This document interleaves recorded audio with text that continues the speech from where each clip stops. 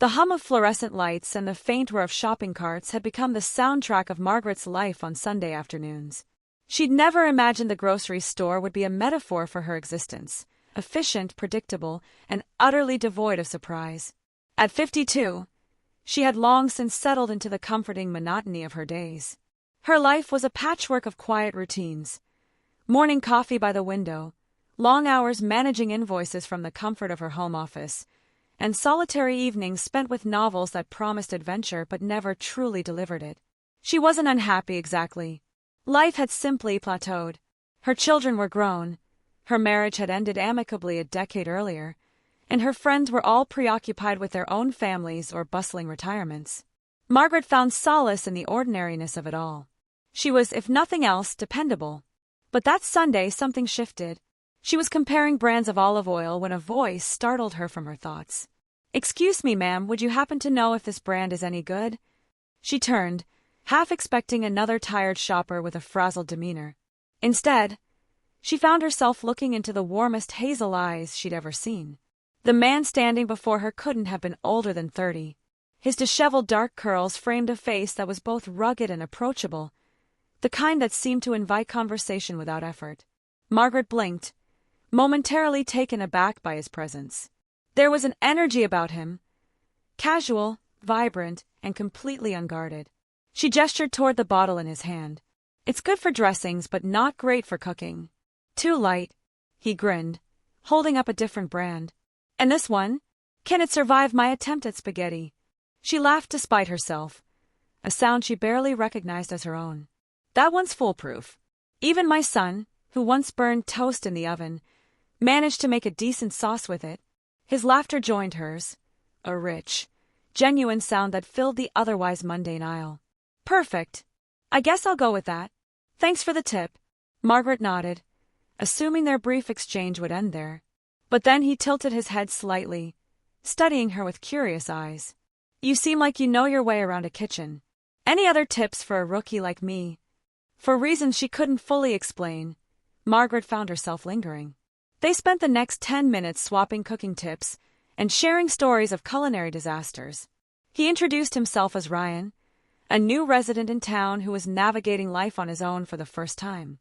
Margaret hadn't laughed that much in weeks, and when they parted ways, her cart full of groceries and her heart unexpectedly light, she couldn't shake the feeling that something had shifted. The fluorescent hum of the store no longer felt dull. It felt alive, as if it held the potential for more moments like this. As she walked to her car, Margaret chided herself for the fluttering in her chest. It was nothing, she told herself. Just a pleasant conversation with a charming young man. And yet, as she unloaded her groceries later that evening, she realized her mind kept drifting back to his laughter. The way his eyes crinkled at the corners, and the unexpected warmth he'd brought to her otherwise ordinary day the following Sunday. Margaret found herself back in the grocery store at the same time, her mind betraying her with an absurd hope that she might run into Ryan again. She chided herself for being ridiculous. This was a grocery store, not a romantic comedy. But as she turned a corner into the produce section, her pulse quickened. There he was, standing by the apples, holding two in his hands and looking comically perplexed. "Do I go for the shiny one or the ugly but organic one?" he asked, glancing up. His face lit up when he saw her. "Hey, olive oil expert. I wasn't expecting to see you again." Margaret smiled, her nerves easing at his friendly tone. "Shiny might be safe, but ugly often has more character." Ryan chuckled, tossing the organic apple into his basket. "I'll take your word for it." Their conversation picked up effortlessly, and by the time Margaret had completed her shopping, Ryan had somehow maneuvered his cart alongside hers. They lingered outside the store, their bags weighing down their arms as they chatted about everything from the weather to the best coffee shops in town. "You know," Ryan said, adjusting the strap of his bag, "I could really use someone to show me around. This town feels like a maze sometimes." Margaret hesitated. Was he asking her for company, or was it just polite banter? She glanced at his easy smile, feeling both flattered and self-conscious. "Maybe," she said cautiously, "if you don't mind spending time with someone who might qualify as a tour guide and a museum exhibit." Ryan's laughter rang out, unrestrained and genuine. "I don't think museums laugh at their own jokes." The simplicity of his words made her heart warm. They exchanged numbers before parting ways, and Margaret spent the rest of the day in an unfamiliar haze of excitement and disbelief. Over the following weeks, their connection grew in the most unassuming ways. Ryan would text her for recommendations on everything from where to get his car serviced to how to make an edible risotto.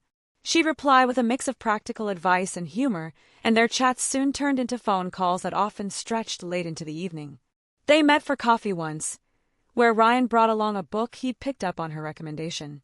Their conversation danced between serious and lighthearted, with Ryan sharing stories of his childhood and Margaret opening up about her grown children and her life as it stood now. The most unexpected part of it all was how easy it felt.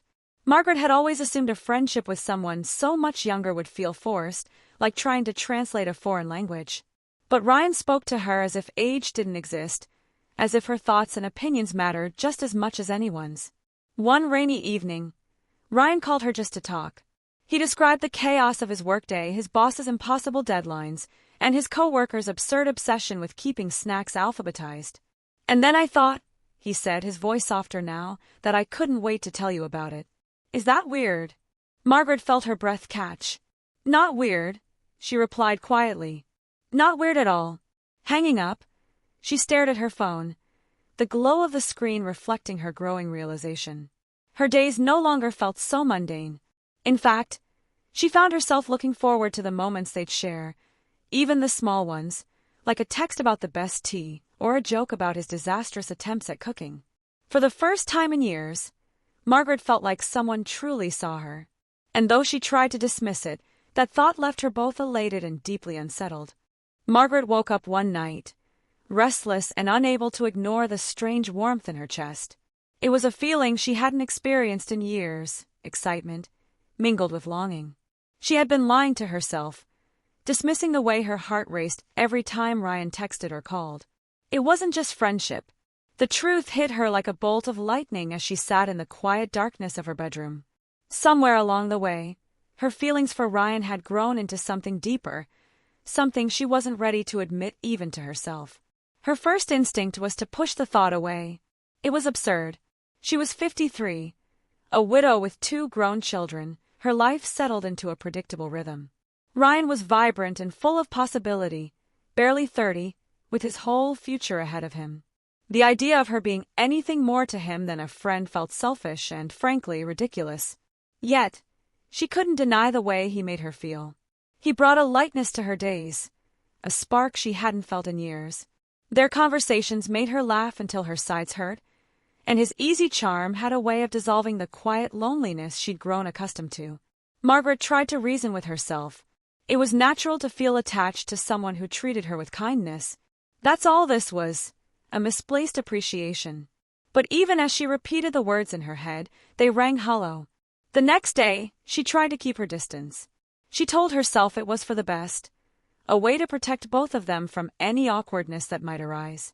When Ryan texted her a picture of yet another cooking disaster, a charred pan of something that might have once been chicken, she hesitated before replying with her usual teasing quip. But her resolve didn't last long. By evening, Ryan called her, his voice warm and familiar. "I haven't heard from you all day. Are you okay?" Margaret hesitated. "Oh yes. Just busy, that's all." "Busy, huh?" Ryan teased. "What could possibly keep you away from critiquing my culinary masterpieces?" She laughed despite herself. "Masterpieces? That's a stretch." "Hey, you're supposed to encourage me," he said, feigning offense. "I'm trying to improve for that imaginary dinner party you keep saying I'll never host." His words, so casual and light-hearted, reminded her of how easy it was to talk to him. Despite her internal conflict, Margaret couldn't resist his humor and warmth. "I'll take it back," she said softly. "You're making progress." That night, as they chatted about everything and nothing, Margaret felt the weight of her feelings more acutely. She realized she was falling for him, and that terrified her. After hanging up, she sat staring at her phone, the ache of longing settling deep in her chest. How could she allow herself to feel this way? What would people say? What would he say if he knew? The answers weren't clear, but one thing was certain. Her world had shifted. The careful walls she'd built around her heart were starting to crumble, and she wasn't sure she could or even wanted to stop it, Margaret found herself living in a whirlwind of conflicting emotions. Mornings began with a renewed sense of anticipation, a flutter of hope when she saw Ryan's name pop up on her phone. But by nightfall, doubt and guilt crept in, wrapping around her like a suffocating blanket. She wasn't naive. She knew the world wouldn't be kind to a woman like her, falling for a man so much younger. The mirror was unrelenting in its honesty. Every crease and silver strand felt magnified now, each one a stark reminder of the years that separated them. But it wasn't just about appearances. Margaret questioned her worthiness. Could she, a woman who had lived through decades of life's trials, offer anything to someone like Ryan? Was she fooling herself into believing there was even a possibility of this being more than an innocent friendship? Their conversations became her refuge and torment all at once. Every word from him seemed laced with meaning. Every laugh felt like a lifeline. Yet, she agonized over whether he saw her as just a kind mentor or something more. One evening, after a particularly long day, Ryan stopped by the bookstore where she worked part-time. He arrived unannounced, a warm grin on his face and a coffee in hand. "Thought you might need this," he said, holding out the cup. Margaret blinked, momentarily stunned. "You didn't have to do that." "I wanted to," he replied simply, his voice light but sincere. As he lingered, chatting with her as she worked, Margaret's co-workers exchanged knowing glances. She could feel their curiosity, their silent judgment.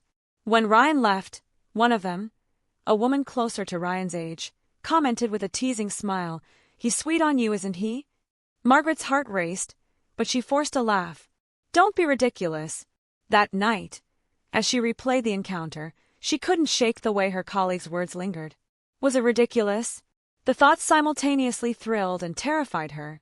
Her mind became a battleground. On one side was the cautious, rational voice that reminded her of societal norms, of the whispers she'd surely face if this relationship ever crossed into something more. On the other side was the quiet yearning that refused to be silenced, a voice that whispered of second chances and the possibility of joy she hadn't dared dream of. One weekend, she visited the park alone, hoping the crisp air might clear her head. She sat on a bench, watching the world go by, a couple laughing as they walked hand in hand, a child chasing a kite, an older man feeding birds.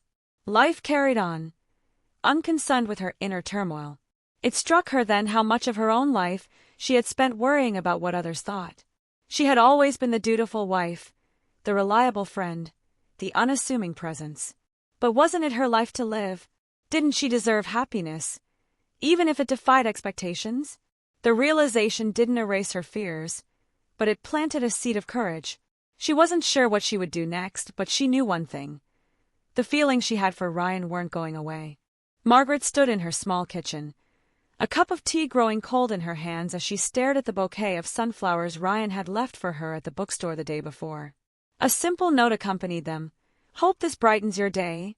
It was innocuous, kind, but to her it was everything. Her mind was a cacophony of emotions. Gratitude mingled with longing, and beneath it all, an ache for clarity. She wanted to understand what this was between them, but the fear of ruining what they had kept her silent. Yet the time had come. Margaret had resolved to take a step forward, no matter how tentative. She placed the tea on the counter and glanced at her phone. Her fingers hovered over the screen, hesitating before she tapped out a message. "Hi Ryan, I was wondering if you'd like to come by for dinner this weekend. Nothing fancy, just a quiet meal. Let me know what you think." She stared at the text for a long moment before hitting send, her heart pounding as though she'd set something monumental in motion.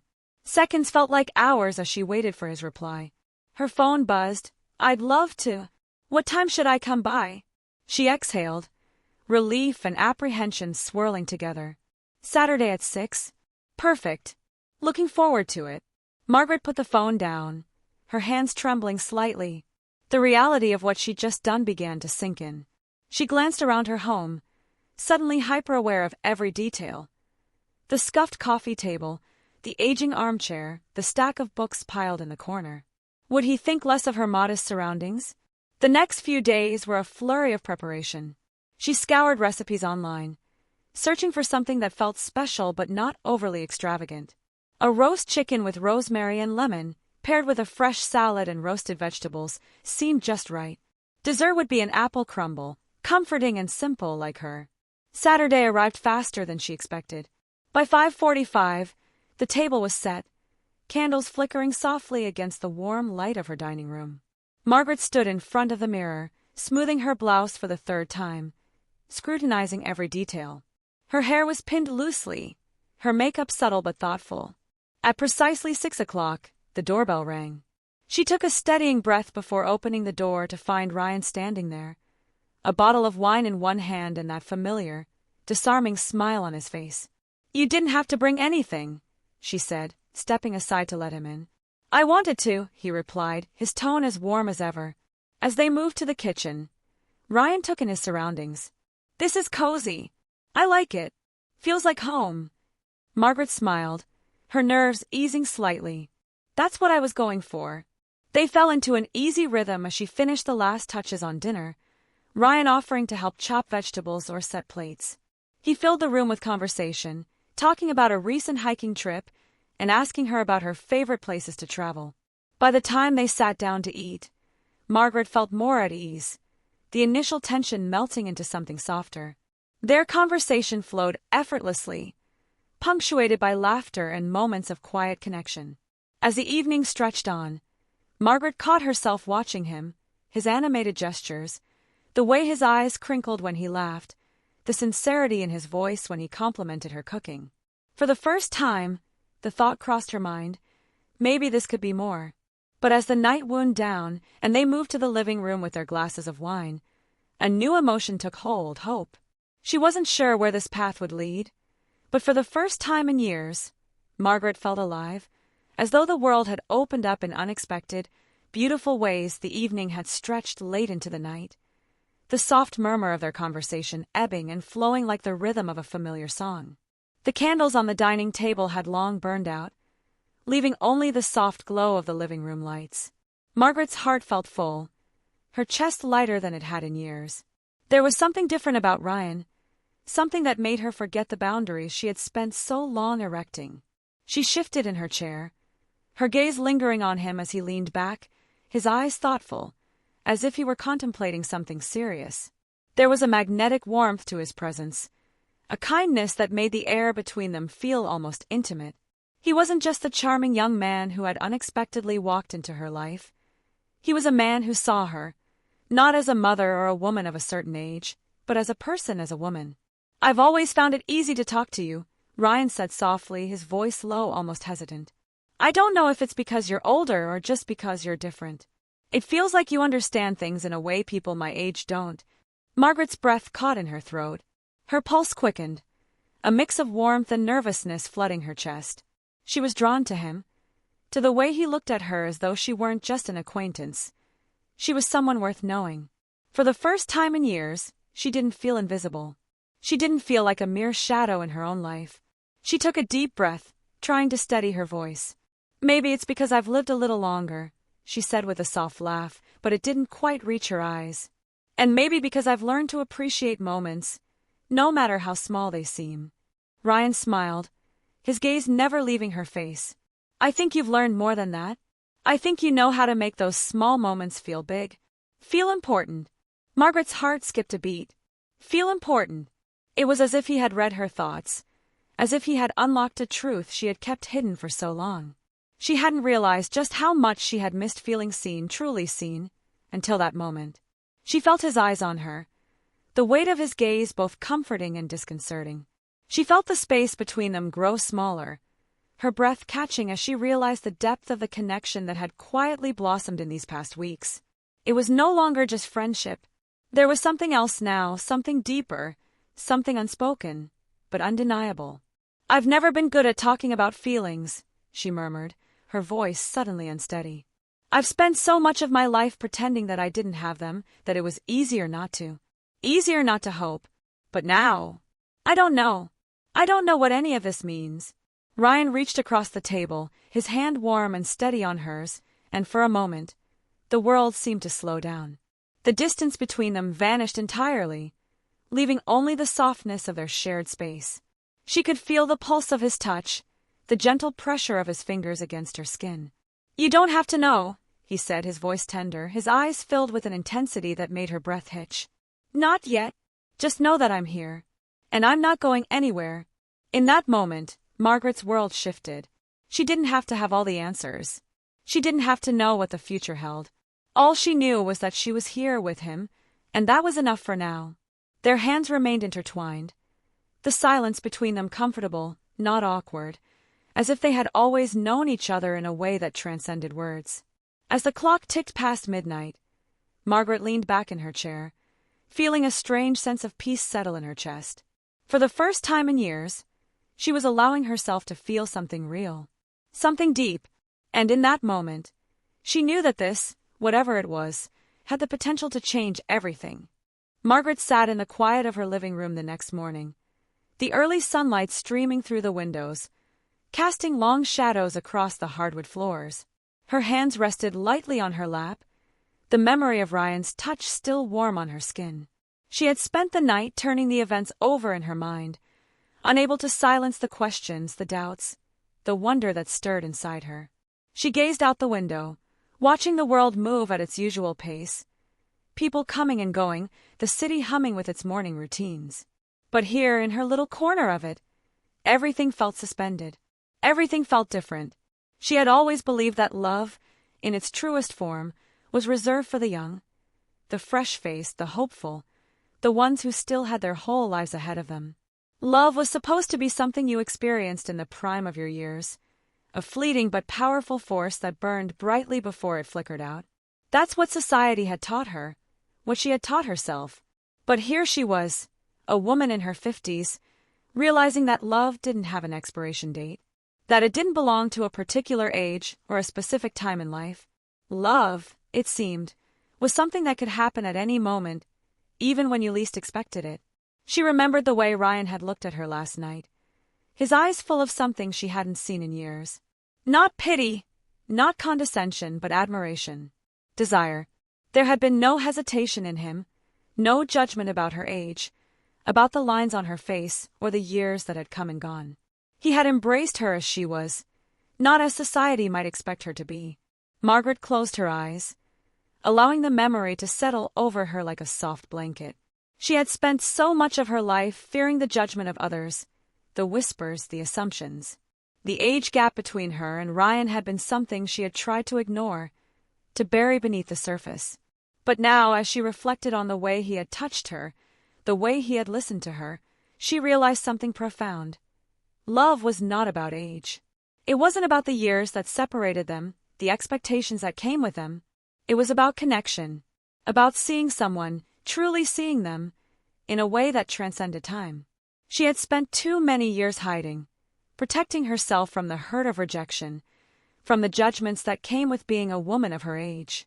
She had built walls around her heart, telling herself that it was easier to be alone, easier to live in the quiet of her own company than to risk the vulnerability of loving again. But now, with Ryan, those walls were starting to crumble. Slowly, cautiously, but surely, he had made her feel alive again. He had made her feel wanted, cherished in a way that she had long forgotten was possible. And in that quiet, vulnerable space, she realized that the greatest gift he had given her wasn't his affection, but the permission to embrace her own feelings without shame. Love, Margaret thought, was a reflection of the soul, not the body. It was about the connection between two people, one that wasn't confined to the limitations of age or expectation. And maybe, just maybe, the best parts of love were the ones you discovered when you let go of fear and allowed yourself to be open to the possibilities, no matter how unlikely they seemed. She stood, walking to the window and looking out at the world that had always felt so distant from her. She could feel the warmth of Ryan's presence still lingering in the air, like an echo, like a promise of something more. Maybe this was the beginning of a new chapter, one where love wasn't defined by age, where it wasn't bound by the rules others set for her. Maybe it was enough, just to be here, in this moment with him. And that was all she needed to know. As the days passed, Margaret allowed herself to embrace the changes that Ryan had brought into her life. There was no rushing, no need to hurry towards some undefined destination. She had spent so many years in search of the next thing, the next moment to fulfill her, and yet she had overlooked the power of simply being present. With Ryan, there was no pressure, no expectations, just an unfolding of connection. A gentle discovery of each other that didn't feel constrained by time. She thought about the years that had shaped her, the love she had known, the moments that had come and gone. The younger version of herself would have never believed that she could find love again, let alone with someone so much younger. But as she sat in her favorite chair, reading a book one afternoon, Ryan's name flashed across her phone screen. A message, an invitation, a reminder of the joy he had sparked in her life. "Lunch tomorrow," the text read. Margaret smiled, her heart fluttering in a way it hadn't in years. She had found love in a place she never expected. In the aisles of a grocery store, of all places. It wasn't the grand gestures or the sweeping declarations that had captured her. It was the simplicity of a shared smile, the quiet moments of conversation, and the unspoken understanding that they saw each other, truly saw each other, without fear. Love, she realized, didn't have to fit into any preconceived notion. It didn't have to follow the rules that society set for her, or even the ones she had made for herself. It wasn't about age or experience. It was about the courage to open your heart when you least expected it, the willingness to embrace vulnerability, and the trust that what you were feeling was real. Looking out at the world through the window once again, Margaret felt something she hadn't in a long time: hope. Hope that love wasn't reserved for the young, for the idealized versions of ourselves that we showed the world. Love was for everyone, at every stage of life. And no matter what obstacles or doubts stood in her way, she would follow her heart, no matter how improbable the journey seemed. With a soft breath, she typed her reply to Ryan's message, feeling the words form easily, naturally. "Lunch sounds perfect. Can't wait." The future, it seemed, was full of possibilities.